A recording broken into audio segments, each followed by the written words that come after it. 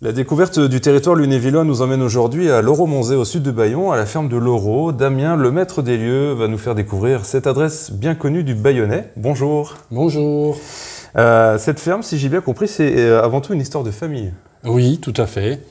C'est mon grand-père qui l'a hérité de son père. Ouais. Son père l'avait acheté pour lui en 1914. Ouais. Depuis 1914, c'est au sein de la famille. Et avec une activité qui n'est pas celle d'aujourd'hui. Ah oui, ça c'est sûr. Il faut dire qu'à l'époque, on s'occupait pas un peu moins des fraises. Oui. Non, c'était surtout des chevaux de trait. Ouais. Spécialisé dans les chevaux de trait. Mon arrière-grand-père était président du Studbook. C'est le livre qui enregistre tous les chevaux du département. Et donc, ils ont vécu jusqu'aux années 40-45 avec les chevaux de trait. Et puis avec la modernisation de l'agriculture, l'arrivée des tracteurs, les chevaux de trait ont disparu plus ou moins. Et puis mon père a repris l'exploitation et là il a carrément arrêté les chevaux de trait et il a fait de la viande, des céréales. Ah oui. Et puis des céréales, on est passé à la production. Alors j'ai diversifié, oui, les céréales j'en ai encore un petit peu. Sinon je fais des petits fruits rouges, fraises, framboises. Il y a aussi un peu de haricots, et puis de l'aquaculture, pisciculture plus maintenant. Alors c'est quoi exactement quand on parle d'aquaculture ou pisciculture? Alors aquaculture, c'est toutes les cultures qu'on peut faire dans l'eau, que ce soit les poissons, les algues, les écrevisses, voilà. Et la pisciculture, c'est uniquement l'élevage de poissons. Ah oui, d'accord. Voilà. Et donc là, vous êtes plutôt dans la pisciculture? Alors, j'étais aquaculteur parce que je faisais des écrevisses, qui s'appellent l'astaciculture précisément. Et le tout avec les poissons, ça fait de l'aquaculture. Okay. Mais sinon, les écrevisses, je n'en ai plus dû aux différentes sécheresses des années qui sont précédentes. Donc je n'ai plus d'écrevisses et je ne vends maintenant plus que du poisson. C'est-à-dire qu'elles n'ont pas supporté la sécheresse, c'est-à-dire que les étangs étaient vidés ou l'eau était trop chaude? Alors les deux. Ouais. Les deux. Vous avez un manque d'eau, l'eau n'arrive plus assez de façon importante pour renouveler l'oxygène et tout, donc ils se sentent pas trop à l'aise. Et puis machinalement, quand il y a moins d'eau, l'eau commence à baisser dans l'étang, donc ils ont moins d'eau. Enfin, c'est tout un enchevêtrement de cas qui font que soit elles s'en vont parce qu'elles peuvent faire 1 kilomètre à pied dans l'herbe pour changer de territoire. Mais donc elles ont disparu. Vous en faites, c'était pour les vendre ou vous en faisiez quoi des écrevisses? C'était pour les manger, les consommer? Non, pour les vendre aux particuliers qui voulaient en acheter. D'accord. Voilà. Ok. Donc là maintenant des poissons. Oui. Voilà.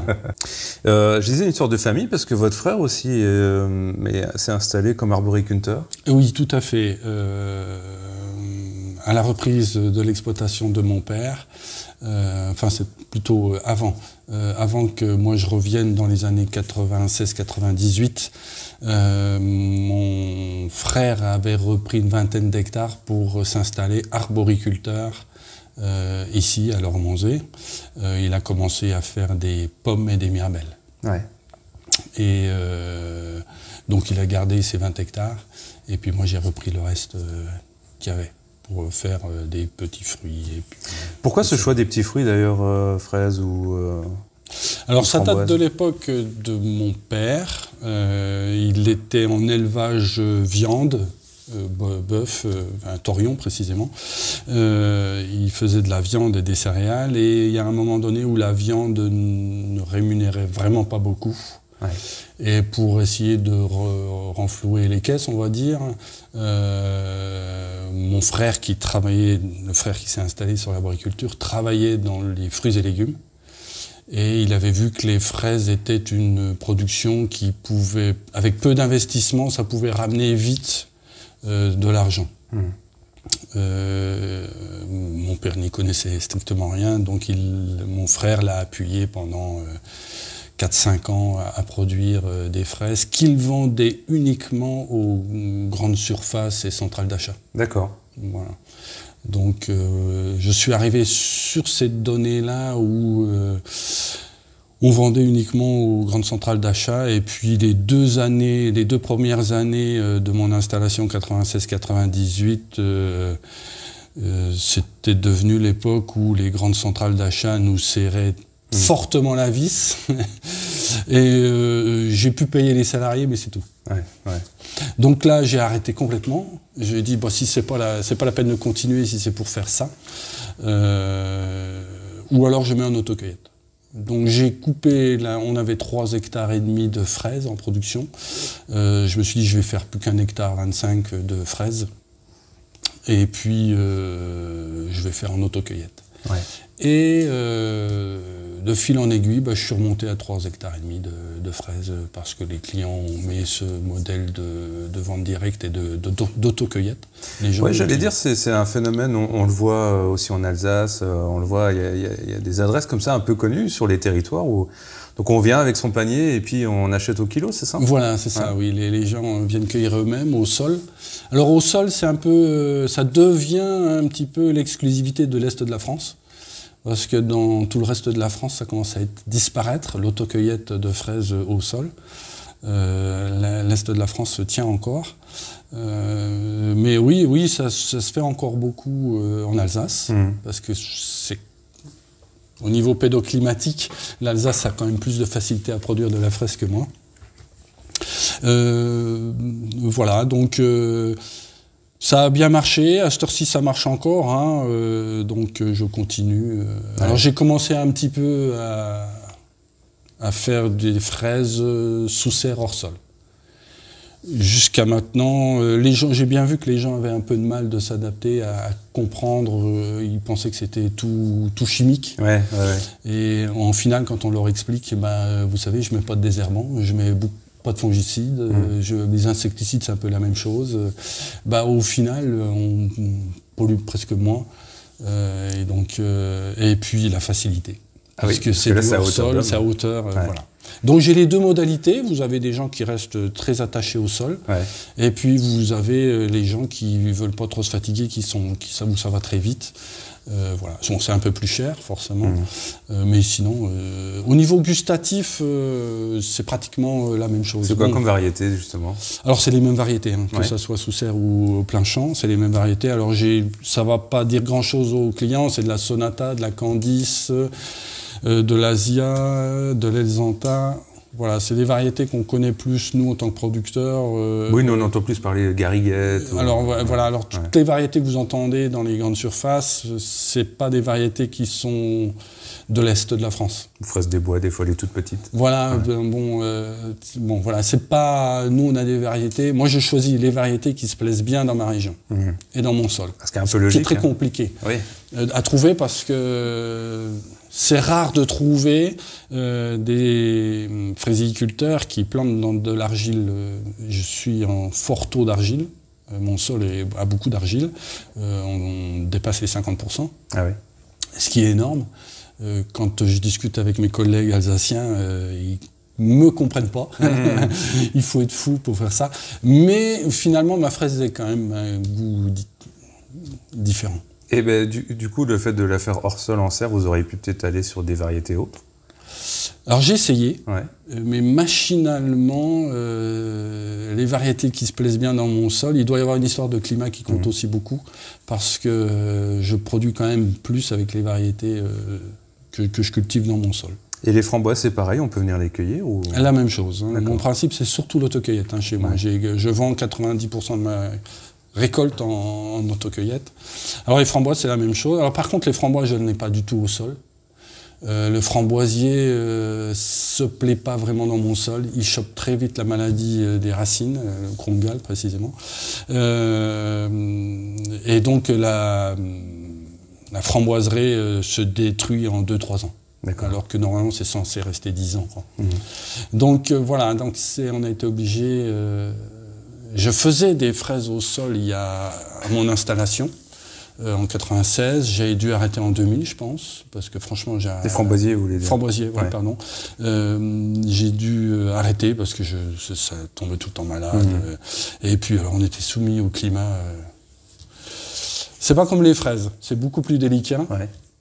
Alors, il pleut pendant 2 jours, vous n'avez plus rien, tout est gâté, tout est par terre. Hein. Et puis, les clients sont pas venus, bien sûr. Il fait très très beau, ça a du mal de mûrir, mais tous les clients viennent. C'était la gestion plus compliquée. Même puis, en vente, hein, on voit c'est des petites barquettes, c'est assez fragile comme oui, comme fruit, puis hein. bon, ça reste un produit par rapport à la fraise. La fraise est un produit très démocratique, tandis que la framboise reste un produit plutôt de luxe. Hein, on a beau essayer de la démocratiser, bon, ça coûte cher à produire, beaucoup plus cher à produire, il n'y a pas photo. Et puis à cueillir. Quand vous êtes à 4 kg/h, vous êtes bien content. Les fraises, en pleine saison, on peut monter jusqu'à les meilleures cueilleuses, 15-20 kg. Donc hein, vous voyez déjà la différence au niveau main-d'œuvre, c'est x4, x5. Hein. Et donc, tout bon an, mal an, je dis la prochaine fois que je fais des framboises, ce sera sous serre hors sol. Ce qui, pour un moment donné, je me suis dit, bon, allez, je le fais parce que j'aime beaucoup ce produit-là. Et donc, ça fait depuis 2015 que j'ai des framboises sous serre hors sol. Voilà. Et les clients répondent bien. Je lisais en préparant post-Covid, là vous aviez un peu de succès de pouvoir cueillir les fraises en plein air et tout. Ah oui, c'est la période Covid a été... 15 jours avant, je craignais le maximum parce que la préfecture n'avait pas encore autorisé l'autocueillette. Et puis ça s'est libéré 15 jours avant et pile poil à la sortie où les gens voulaient sortir et ça. Et j'offrais une porte de sortie à tout le monde. Oui, j'ai eu beaucoup de monde. C'est bien, c'est bien. Et des haricots aussi, c'est ça? Oui, alors pour essayer de rentabiliser la structure de serre, surtout les framboises, juste après les framboises, je remets des haricots. Et là, je produis en décalé, je produis septembre-octobre. Normalement, le haricot en plein air que les gens ont dans leur jardin ou que les autres producteurs produisent, c'est plutôt juillet-août. Moi, j'arrive après eux. Et donc là, les gens peuvent venir aussi cueillir leurs haricots. C'est des haricots ramants, hein. Ça veut dire qu'ils montent à hauteur d'homme. Voilà, j'en produis la même surface que les framboises, puisque j'enlève tous les framboisiers et je remets des haricots. Ouais. Et là, prochaine ouverture de la cueillette des fraises, plus ou moins mai 2023, c'est ça? Oui, voilà. Alors, selon le climat. Oui, bien sûr. Mais en général, de moyenne, ça commence vers le 15-20 mai en fraises. Et je termine fin juin, des fois mi-juillet pour les fraises, selon les années. Et les framboises, je commence mi-juin. Et je termine fin juillet. Vous êtes ce qu'on appelle un saisonnier, finalement. Alors. Oui, très. Alors, vous avez vu en venant que c'est pas facile de venir à l'Euromonzet. C'est quand même à circuler. Les gens, pour pas qu'ils viennent pour rien, je fais une saisonnalité de fraises, une saisonnalité de framboises. J'essaie de les interconnecter, comme ça les gens peuvent venir pour fraises et framboises. Et oui, je fais plutôt de la saison, dû à mon éloignement de la population. Quoi. Et du coup, l'hiver, il se passe quoi, comme là en décembre? Alors là, je suis en train de terminer de vendre mon poisson, parce que j'ai un peu de poisson à vendre. Mais sinon, j'entretiens l'exploitation. Voilà, le matériel, les bâtiments. Et tout ce qui est sous serre, du coup, c'est pareil, même l'hiver, ça... Alors à cette heure-ci, il y a une serre où il n'y a plus rien du tout. C'est la serre framboise et haricots. On vient d'enlever tous les haricots. Et la serre fraise, il y a encore les fraises, puisque je suis en décalé, j'ai fait exprès de décaler ma production. Les fraises, on fait un peu ce qu'on veut, il suffit de sortir le plan du frigo, ils pensent qu'il sort de l'hiver, donc ils produisent. Donc là, on peut avoir des fraises fraîches chez vous? Pas à cette heure-ci. Hein. Ah oui. Non, les plants de fraises sont en place, mais ils ne produisent pas. Non, je ne chauffe pas, j'éclaire pas, donc il n'y a pas de production. Non, je suis en décalé. Bon, c'est un peu technique. La fraise, normalement, produit en juin. En Lorraine, c'est comme ça. Elle produit en juin. Et quand on la sort des frigos, on l'a à -4, elle pense qu'elle sort de l'hiver. Donc si je veux des fraises en juin, je les sors au mois de mars. 40 jours après, j'ai des fraises. 40-50 jours après, j'ai des fraises. Donc je cale sur le mois de juin pour le hors-sol, pour mes fraises. Et je voulais des fraises au mois de septembre. Parce que je voyais qu'il n'y avait plus de fruits rouges sur les étalages en septembre. Et donc ça m'intéressait d'en produire à cette époque-là. Et donc j'ai tout décalé. Je plante mi-juillet des fraisiers qui produisent 40-50 jours après. tout le mois de septembre et des fois jusqu'à fin octobre.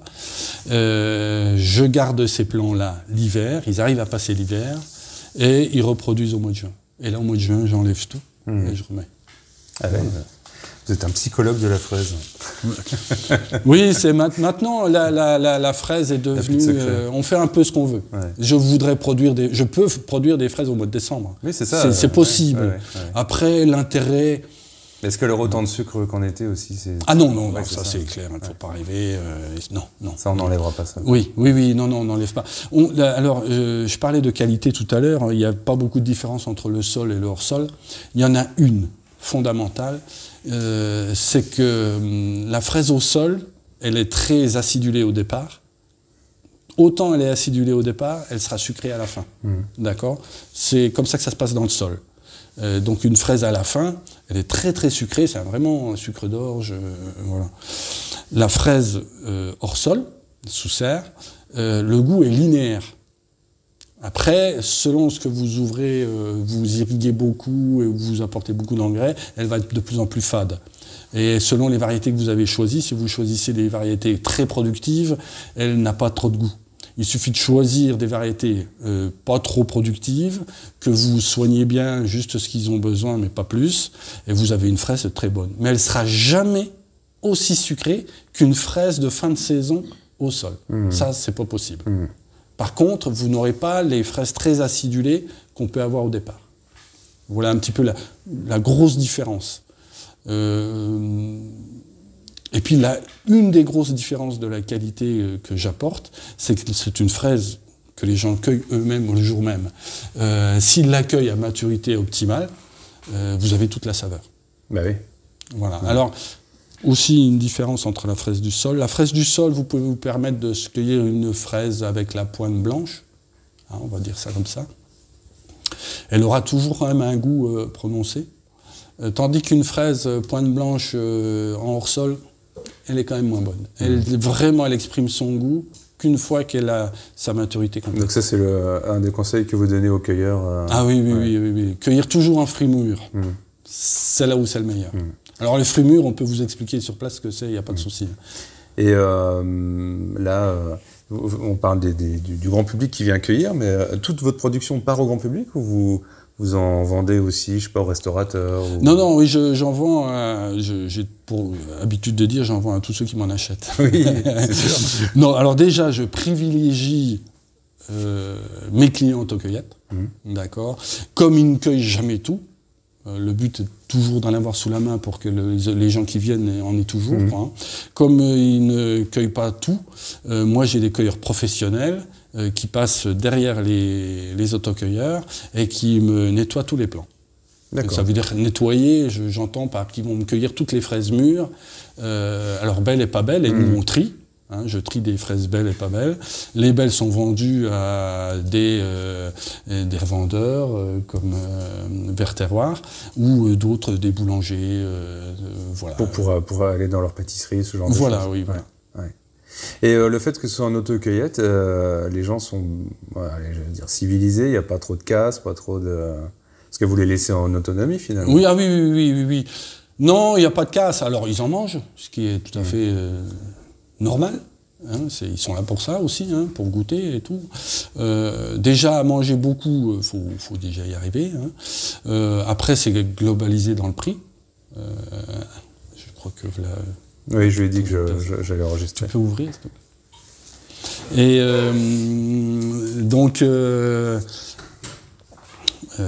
sais pas où j'en étais. Je disais s'il y avait beaucoup de casse, donc oui. Non, franchement... De temps en temps, vous avez des gens qui s'expriment très mal. Après, vous avez... je vais comparer... bonjour. Je vais comparer entre la ville, les producteurs de fraises qui sont près de la ville, ouais. les producteurs de fraises qui sont comme moi assez éloignés. Les gens qui sont près de la ville, ils leur saccagent la production. Ouais. Il faut qu'ils fassent très attention. Les gens de la ville ont moins l'habitude du respect végétal dans sa globalité, parce qu'ils n'ont pas l'habitude de le côtoyer. Tandis que les gens qui viennent chez nous, on le respecte beaucoup plus. Avec des échanges que j'ai eu avec mes collègues, c'est ce qui... Donc pour vous, c'est bien, alors, tant mieux. Oui, ouais. oui. Sinon, je pense que j'aurais arrêté.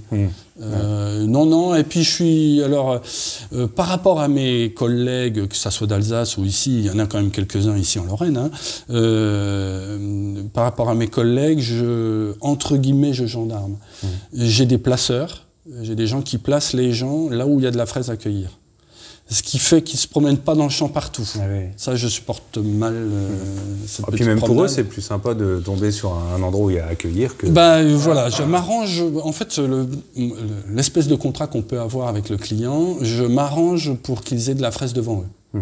Alors, toute mon organisation, que ça soit dès le départ au téléphone, ou quand la personne arrive dans le champ, toute mon organisation, c'est l'objectif. C'est qu'une fois que je lui ai dit au téléphone, oui, j'ai de la fraise, il va venir et il doit en trouver. Voilà, ça c'est mon objectif. Donc je passe ma journée au téléphone. Vous avez tous les jours plein de monde ou il y a des moments un peu plus creux? Parce que c'est dur de prévoir aussi comment les gens vont réagir. Alors le téléphone joue beaucoup. Ouais. Je peux avoir 200-300 coups de fil par jour. Ah oui. Et donc là je vais panacher. Selon la quantité de coups de fil que j'ai et selon la production. Là, la production, moi, je sais, à force, je sais ce que je vais produire dans la semaine qui suit. Je connais le climat qu'il va y avoir.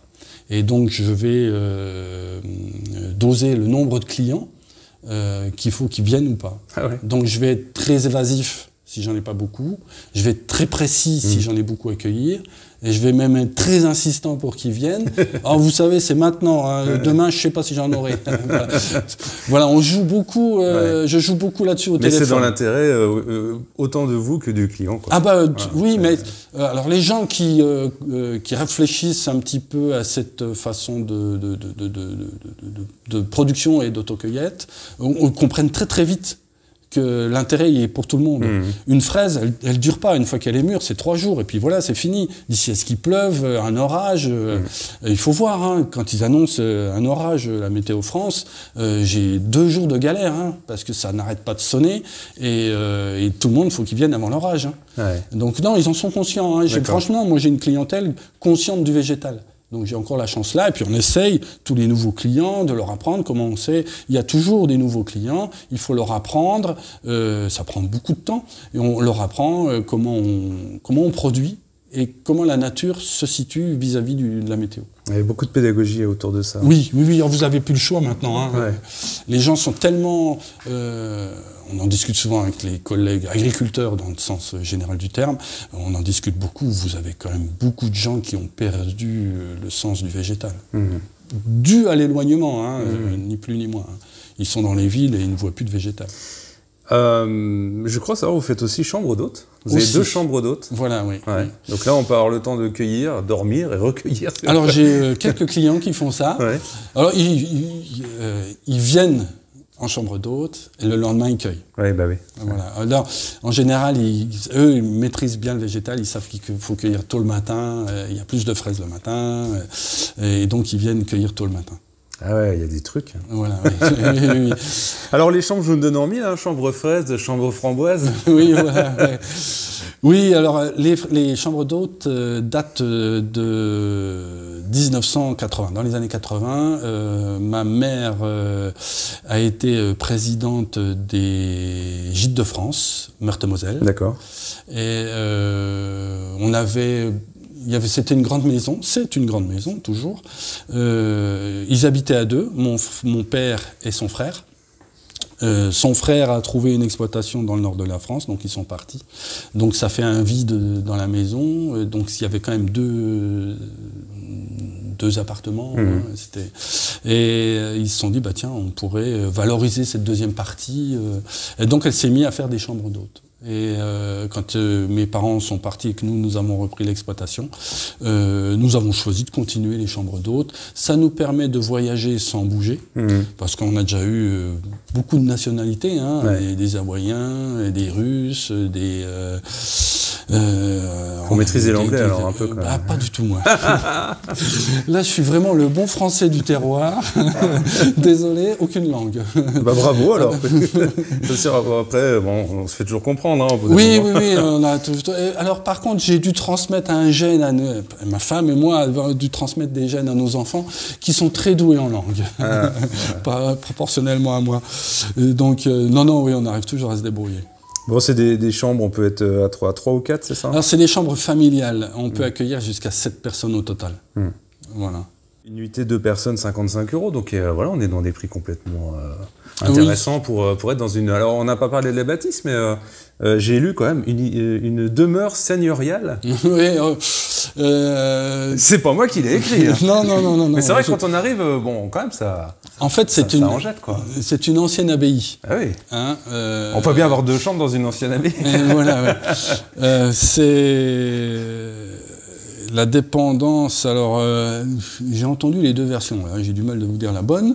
Que c'était une dépendance des Manses de Toul. Et puis après de Châtel-sur-Moselle. Donc au final, bon, c'était quand même un monastère. Ils avaient envoyé des moines ici pour défricher le territoire. Ouais. Donc le but des moines, c'était déjà de construire leur habitation. Et après, ils défrichaient le territoire et, comme toute la France s'est passé, ça a été redistribué aux gens qui cultivaient. Et donc voilà, cette bâtisse a été construite. Alors, on n'en voit plus que 40%. Ouais. Y avait une maquette à l'époque où on avait 60% de bâtiments en plus. Ah ouais. Les murs aussi, il y avait toute une mur enceinte. Alors là, on voit encore une partie du mur. Devant, ouais. Derrière l'autre mur, de l'autre côté de la route, c'était les jardins et ainsi de suite. Ils avaient reconstruit une petite maison là-bas, mais il y avait aussi le mur derrière. Oui, c'est au fur et à mesure des années qui passent, il y a des bâtisses qui... Enfin, on vient aussi, du coup, pour le patrimoine, quoi. Oui. Voilà. J'ai toujours été étonné des clients qui viennent en chambre d'hôte, de dire qu'est-ce qu'on est paisible ici, qu'est-ce qu'on est au calme et tout. Bon, nous, on y est tout le temps, on s'en aperçoit pas forcément, hein. Mais bon, voilà, oui, visiblement, il y a quelque chose qui se passe. Ouais. Alors, donc voilà, chambre d'hôte, cueillette, autocueillette. On retrouve votre activité sur site internet. Je ne sais pas si vous avez une page Facebook, j'ai pas regardé. Si, j'ai site internet, j'ai une page Facebook. Attention, Facebook, je fais le strict minimum. Je communique dessus, mais je ne, entre guillemets, chatte pas dessus parce que je ne pourrais pas passer... Donc on ne demande pas de réservation par Messenger? Non, absolument pas. Alors, j'ai pris l'habitude, depuis maintenant 25 ans, même plus, 30, de répondre au téléphone. Et je préfère que les gens me téléphonent, parce que, alors en termes de fruits, par exemple, d'une heure sur l'autre, ça change. Et comme je suis pas très doué avec mon téléphone et tout, Facebook, j'aurais beaucoup de mal. C'est plus rapide pour vous parce que gérer 300 appels via Messenger, c'est pas possible. Sur le coup, c'est plus pratique pour moi de gérer au téléphone. Donc je préfère que les gens me téléphonent. Mon site, je l'ai fait faire par un artisan. Hein. Je lui ai dit, je veux que mon téléphone soit partout.